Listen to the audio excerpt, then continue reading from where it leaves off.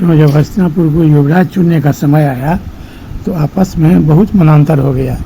कुछ लोग चाहते थे कि दुर्योधन युवराज हो और अधिकांश लोग चाहते थे कि युधिष्ठिर युवराज हो।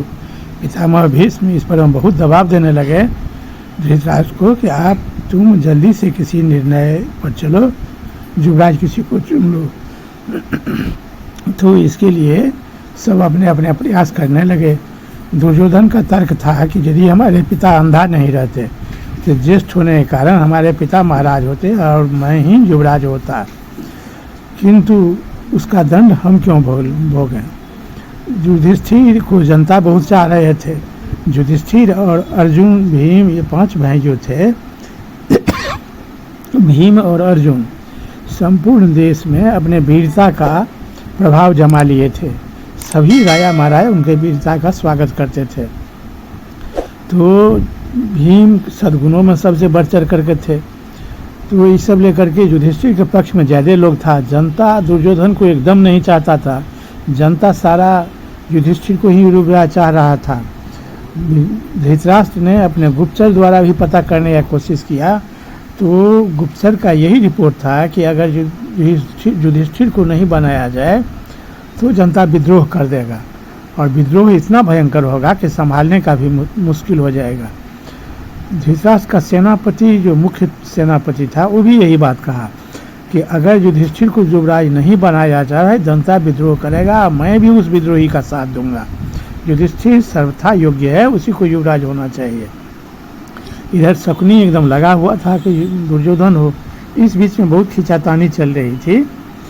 तब संयोगवश एक दिन युधिष्ठिर अपने सभी काम में बड़ा निपुणता दिखला रहे थे और एक दिन ऐसा हुआ कि जब युवराज चुनने का अंत में जब निर्णय हुआ कि युवराज चुना जाए, इसके लिए राज्यसभा का आयोजन किया गया। उस समय में राज्यसभा में संयोगवश 4 कैदी को पकड़ करके ले आया गया।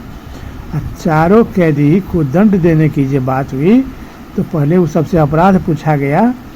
तो सिपाही ने बतलाया कि ये चारों एक हत्या किया है, चारों मिल करके। तो महाराज उसका दंड निर्धारित करने लगे। तो विदुर ने कहा कि संयोगवश अच्छा समय आ गया है, ये दोनों युवराज से ही इसके दंड के बारे में पूछ लिया जाए जो युवराज के प्रत्याशी हैं। तो पहले दुर्योधन कहा कि हमारा अधिकार पहले है, हमसे पूछा जाए। तो इसको सब मान लिए, जो दुर्योधन से ही पहले पूछा गया। तो दुर्योधन कहा कि चारों ने मिलकर के हत्या किया है, इस चारों को मृत्युदंड मिलना चाहिए। बहुत लोग इस बात में हाँ कहने लगे। तो फिर विदुर ने कहे कि नहीं, इसमें अब युधिष्ठिर का भी मत ले लिया जाए। तो युधिष्ठिर से जब पूछा गया तो युधिष्ठिर कहा कि जब सीधे मृत्युदंड दे देना कोई न्याय नहीं है, पहले इस सब को बारे में सब कुछ जान लिया जाए। तो चारों से वर्ण पूछा गया कि तुम लोग किस जाति के हो। तो एक उसमें शूद्र था, एक वैश्य था, एक राजपूत था, एक ब्राह्मण था। तो युधिष्ठिर ने कहा कि चारों के लिए अलग अलग दंड होना चाहिए। शूद्र अज्ञानी होता है, ये अज्ञान में हत्या कर लिया तो इसको 4 साल का कैद होना चाहिए।